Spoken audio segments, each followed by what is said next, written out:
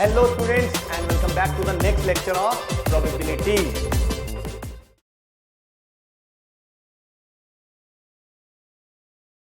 तो मेरे ख्याल से आप लोगों ने जो पहला टॉपिक था प्रोबेबिलिटी का, कंडीशनल प्रोबेबिलिटी, वो अच्छे से समझ लिया होगा और उसके क्वेश्चंस भी आपसे सॉल्व हो गए होंगे। अब चलिए हम लोग चलते हैं दूसरे टॉपिक पे और वो है हमारे पास मल्टीप्लिकेशन थ्योरम। अब मल्टीप्लिकेशन थ्योरम देखिए क्या कहती है। इसको समझने के लिए हमने जो लास्ट क्लास में रिजल्ट पढ़ा था, मैं उसको जरा एक बार फिर से लिखता हूं कंडीशनल प्रोबेबिलिटी का। That is probability of E given that F has already occurred. हमने लिखा था probability of E intersection F upon probability of F, लिखा था कि नहीं। अब इसी रिजल्ट को की हेल्प से अगर मैं एक और रिजल्ट लिखूं कि भाई probability of F given that E has already occurred, तो बोलो क्या आएगा? Probability of F intersection E upon probability of E, है कि नहीं।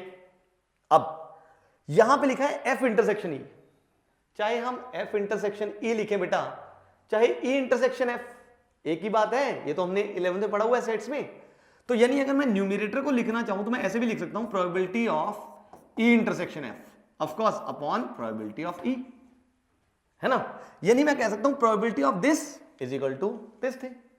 अब अगर मैं यहां से क्रॉस मल्टीप्लाई कर लूं तो ये आ जाएगा probability of E into probability of F given that E has already occurred is equal to probability of E intersection F.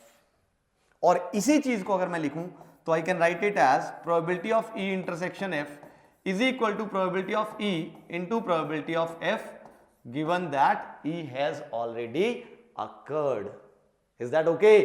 यानी इसी रिजल्ट से जो हमने कंडीशनल प्रोबेबिलिटी का पढ़ा था, हमारे पास ये एक नया रिजल्ट बन गया और इसी रिजल्ट को बेटा हम लोग कहते हैं मल्टीप्लिकेशन थ्योरम।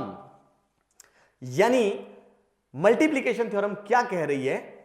ये कहता है कि अगर कोई भी दो इवेंट्स के इंटरसेक्शन की प्रोबेबिलिटी निकालनी है, यानी ये वाला इवेंट हो एंड ये वाला इवेंट हो, इंटरसेक्शन का मतलब एंड, तो अगर कभी भी हमने दो इवेंट्स के इंटरसेक्शन की प्रोबेबिलिटी निकालनी है तो हम इस रिजल्ट की हेल्प से इजीली निकाल सकते हैं। क्लियर है? छोटी सी चीज है। अब जैसे मान लीजिए फॉर एग्जांपल हमारे पास एक क्वेश्चन आ गया भाई ये वाला।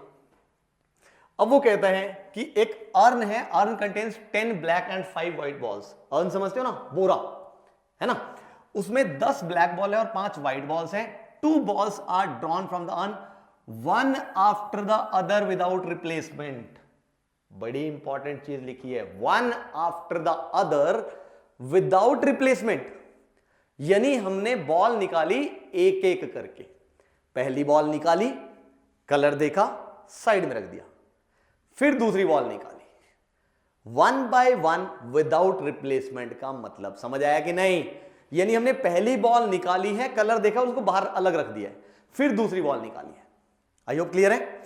Then we have to find the probability that both drawn balls are black. यानी हम प्रोबेबिलिटी निकालना चाहते हैं कि दोनों बॉल्स क्या आई? ब्लैक आई। यानी जो पहली बॉल निकाली बेटा वो भी क्या आई? ब्लैक। एंड जो दूसरी बॉल निकाली वो भी क्या आई? ब्लैक।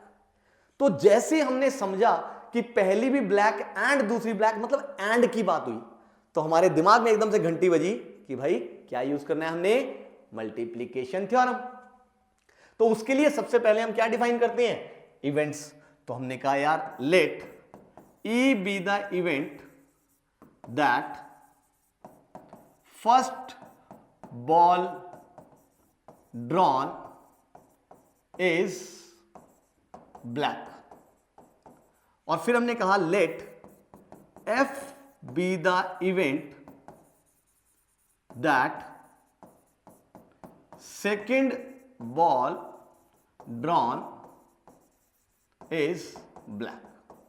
हमने दो इवेंट्स डिफाइन कर लिए कि पहली बॉल ब्लैक है और एफ है कि दूसरी बॉल ब्लैक। अब हम किसकी प्रोबेबिलिटी निकालना चाहते हैं? हम चाहते हैं दोनों ब्लैक आए, मतलब पहली भी ब्लैक एंड दूसरी ब्लैक। यानी हम चाहते हैं probability of E and F, ये निकालना चाहते हैं। अब जैसा कि आपको दिख रहा है एंड का मतलब इंटरसेक्शन, इज दैट ओके? और इंटरसेक्शन की प्रोबेबिलिटी जैसी आई तो हमने अपनी मल्टीप्लिकेशन थ्योरम लगाई। अब मल्टीप्लिकेशन थ्योरम क्या कहती है? मल्टीप्लिकेशन थ्योरम कहती है कि this is equal to probability of first event into probability of second event given that first has already occurred. इसका मतलब यही हुआ कि probability of E intersection F is probability of E into probability of F given that E has already occurred, यानी probability of first event into probability of second given that first has already occurred. तो अब हम इन दोनों की probabilities निकाल लेते हैं। Probability of ई, यानी इस बैग में से हमने एक बॉल निकाली और उसके क्या आने की प्रोबेबिलिटी? ब्लैक आने की probability, obviously favourable upon total. तो बोलो जल्दी से, टोटल आउटकम्स क्या हुए हमारे पास? Of course 15। और फेवरेबल आउटकम्स क्या हुए? फेवरेबल क्या हुए? क्योंकि ब्लैक है, इसका मतलब 10/15 इनटू, अब हमने निकालनी है probability of F given that E has already occurred, यानी अब हमने प्रोबेबिलिटी निकालनी है कि जो दूसरी बॉल है वो ब्लैक आए गिवन दैट कि एक बॉल ब्लैक वाली ऑलरेडी निकल चुकी है। अब ध्यान से देखिए, क्योंकि एक बॉल अगर ब्लैक ऑलरेडी निकल चुकी है तो अब जो बैग में बचा हुआ है, क्योंकि विदाउट रिप्लेसमेंट है, तो अब जो बैग में बची हुई है वो 9 ब्लैक बॉल्स बची है और 5 व्हाइट बॉल्स बची हुई है। अब इसमें से एक ब्लैक बॉल आने की प्रोबेबिलिटी, तो probability of F given that E has already occurred क्या आ गया? अगेन फेवरेबल बाय टोटल, और टोटल क्या है इस केस में अब? 14, एंड फेवरेबल क्या है अगर आप ध्यान से देखें? 9। तो ये आ गया मेरे पास आंसर। ऑफ कोर्स इसको हम थोड़ा सिंप्लीफाई कर लेते हैं। 5 2 जा, 5 3 जा, 3 1 जा, देन 3 3 जा, एंड दिस इज 2 1 जा एंड 2 7 जा। तो आंसर आ गया भाई मेरे पास 3/7। तो क्वेश्चन हो गया खत्म। मेरे ख्याल से सिंपल सी एप्लीकेशन थी मल्टीप्लिकेशन थ्योरम की। समझ आ गई होगी आपको। अब ये तो था कि हमारे पास 2 इवेंट्स पे हमने मल्टीप्लिकेशन थ्योरम लगाई। अब जरूरी नहीं है कि हम 2 पे लगाएं, हम यही सेम थ्योरम 3 इवेंट्स के लिए भी लगा सकते हैं। यानी अगर हमारे पास हो E F and G events, और सपोज वो कहता है हमने निकालनी है probability of E intersection F intersection G, यानी तीनों की इंटरसेक्शन, यानी ई भी हो एंड एफ भी हो एंड जी भी हो। अगर हमने ये प्रोबेबिलिटी निकालनी हो तो हम कैसे निकालेंगे? अब अगेन हम मल्टीप्लिकेशन थ्योरम ही लिखेंगे। कैसे भाई? This is going to be equal to probability of E into probability of F given that E has already occurred into, अब आएगा प्रोबेबिलिटी ऑफ थर्ड यानी G given that first and second both have occurred, यानी E intersection F. समझ आया? तो क्या बोला मैंने यहां पे कि भाई probability of E intersection F intersection G is equal to probability of first into probability of second given that first has already occurred into probability of third given that both first and second have occurred। बोलिए समझ आई ये वाली चीज? जैसे for example हमारे पास एक question आ गया कि भाई ये है, अब यहां पे जरा ध्यान से देखिए, वो कहता है 3 cards are drawn successively without replacement from a deck of well shuffled deck of 52 cards। 52 cards 52 पत्ते। पता है ना आप लोगों को जो ताश वाले पत्ते होते हैं उसके बारे में कुछ चीजें पता होनी चाहिए। आपको पता है कि नहीं कि भाई हमारे पास टोटल 52 कार्ड्स होते हैं, है ना? 52 कार्ड्स में क्या होता है? जो एक होता है इक्का हमारे पास, जिसको हम क्या बोलते हैं? एस। फिर होते हैं हमारे पास 2 3 4 5 6 7 8 9 10, ऐसे होता है। 10 के बाद फिर क्या होता है? 11, जिसको हम बोलते हैं जैक। 12 होता है जिसको हम क्या बोलते हैं? क्वीन। फिर 13 होता है उसको हम क्या बोलते हैं? किंग। Is that okay? फिर ये जो तीनों कार्ड्स होते हैं इनको हम क्या बोलते हैं? Face cards. Is that okay? और इसके साथ साथ 4 सूट्स होते हैं हमारे पास। 4 सूट्स कौन कौन से होते हैं? 4 सूट्स याद कीजिए जरा। एक होता है हमारे पास कौन कौन सा? याद करो। Heart, then club, then diamond and then spade. ये 4 सूट्स होते हैं, मतलब हर एक पत्ते के 4 सूट्स होंगे, यानी एस जो है वो 4 होंगे। 4 एस कौन कौन से? एक हार्ट ऑफ एस, एक क्लब ऑफ एस, एक डायमंड ऑफ एस एंड एक स्पेड ऑफ एस। ऐसे ही 2 नंबर जो होता है वो भी 4 ही होंगे, एक हार्ट का, एक क्लब का, एक डायमंड का, एक स्पेड का। सिमिलरली जैक, किंग, क्वीन, सारे के सारे 4 कार्ड्स होते हैं, तो ये 4 सूट्स होते हैं। और इन 4 सूट्स में से आपको यह भी पता होना चाहिए कि जो हमारे पास कौन कौन से कार्ड होते हैं, एक हार्ट होता है और एक डायमंड होता है। ये कौन से होते हैं? रेड कलर के। एंड जो क्लब एंड स्पेड होता है ये कौन से कलर के होते हैं? ब्लैक कलर के। ये सारी चीजें आपको कार्ड्स के बारे में पता होनी चाहिए, क्योंकि इसके क्वेश्चंस प्रोबेबिलिटी में काफी आते हैं। तो भाई हमारे पास 4 सूट्स होते हैं, 4 सूट्स में से 2 ब्लैक कलर के होते हैं और 2 रेड कलर के होते हैं।